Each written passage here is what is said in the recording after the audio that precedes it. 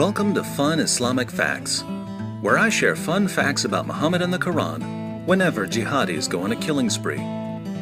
So far, we've seen that Muhammad squatted to pee, that he threatened his followers with hell if they didn't squat to pee, and that he warned his followers about Satan peeing in their ears. Muhammad's obsession with pee continues as we turn to his solution for stomach aches. Sunan an-Nasa'i, number 307.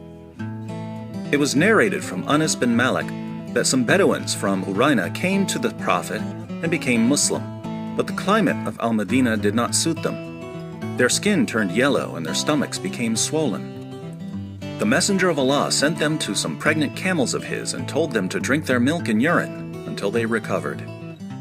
Then they killed the camel herder and drove the camels away. The Messenger of Allah sent people after them, and they were brought back. Their hands and feet were cut off and their eyes were smoldered with burning nails. The commander of the believers, Abdul Malik, said to Anas, when he was narrating this hadith to him, "Were they being punished for kufr or for a sin?" He said, "For kufr." Here are 3 takeaways. First, Muhammad's solution to sickness was drinking camel urine. Why don't doctors today recommend camel urine for stomach problems? Because camel urine doesn't help with stomach problems, though this doesn't stop Muslim merchants from selling camel urine as a cure. One merchant even got caught selling bottles of his own urine as camel urine. Think about how much urine has been consumed by the Muslim community over the centuries because of Muhammad. Second, Islam's most trusted sources claim that the Muslims who drank the camel urine left Islam, scattered Muhammad's camels, and killed his camel herder after the camel urine cured them. But is this really believable? Why would they leave Islam and become enraged after following Muhammad's advice and being cured? Isn't it far more likely that they drank the camel urine, became even more sick, realized that Muhammad was a false prophet who made them drink camel urine, and scattered Muhammad's camels in a fit of rage? Third, Muhammad had his followers chop the men's hands and feet off and burn out their eyes with hot nails. The men were then left in the heat to die and were refused water. One of them was biting at the ground out of thirst. Muslims often claim that these apostates were tortured, mutilated, and left to die because of what they had done to Muhammad's camel herder.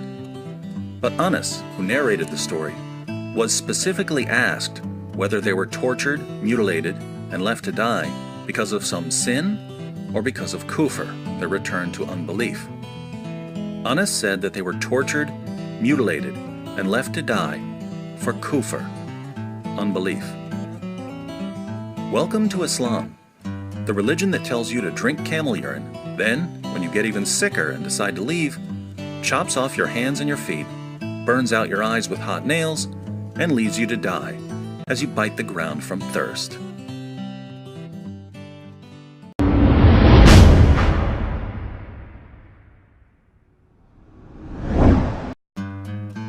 Welcome to Fun Islamic Facts, where I share fun facts about Muhammad and the Quran whenever jihadis go on a killing spree. According to the Department of Entomology at Penn State University, houseflies are not the neatest of insects.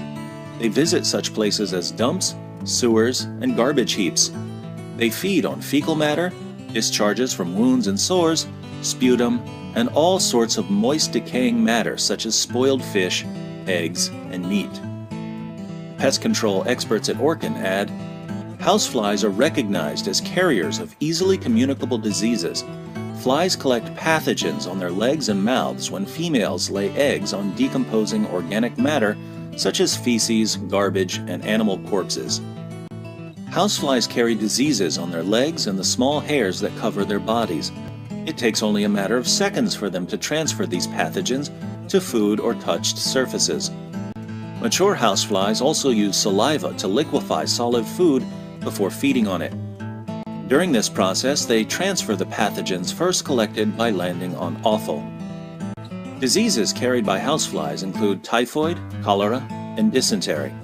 Other diseases carried by houseflies include salmonella, anthrax, and tuberculosis. Houseflies have also been known to transmit the eggs of parasitic worms. So, flies carry a variety of diseases on their legs and hairs, and they transfer these diseases rapidly. The illiterate 7th century Arabian caravan trader who declared himself to be a prophet, Muhammad, a different kind of exterminator, had a very different view of flies and disease. Sahih al-Bukhari 33:20 narrated Abu Huraira, "The Prophet said, if a housefly falls in the drink of any one of you, he should dip it in the drink, for one of its wings has a disease, and the other has the cure for the disease." Sunan Abu Dawud 38:44 it was narrated that Abu Huraira said, "The Messenger of Allah said, if a fly falls into the vessel of one of you, then immerse it, for on one of its wings is a disease, and on the other is a cure. When it falls onto the wing on which is a disease, so immerse it fully." Think about all of the mistakes in Muhammad's brief science lesson. First, according to Muhammad, flies transfer diseases that are carried primarily on their wings. In reality, flies spread diseases that are primarily carried on their legs and hairs. Second, according to Muhammad, the diseases that flies carry are only found on one of their wings. In reality, this is stupid. Germs clearly don't know how to select one wing over the other.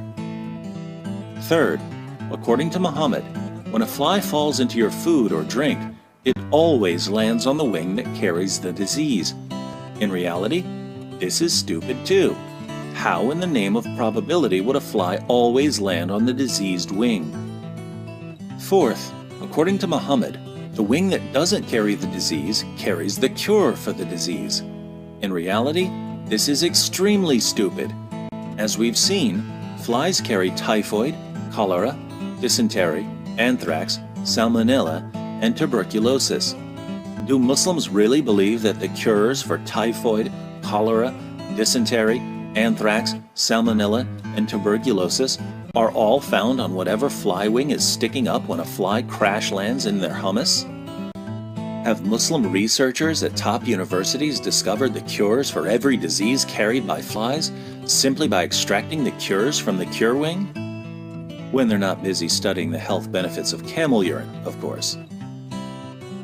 Fifth, according to Muhammad, when a fly lands in your food or drink, you should dunk the fly to make sure you get all of the cure off its special healing wing. In reality, by dunking the fly, you're exposing yourself to even more pathogens, which are transferred from the legs and hairs that you're dunking in your food and drink. Welcome to Islam, the religion that can help you catch typhoid, cholera, dysentery, anthrax, salmonella, and tuberculosis, if you take its prophets seriously.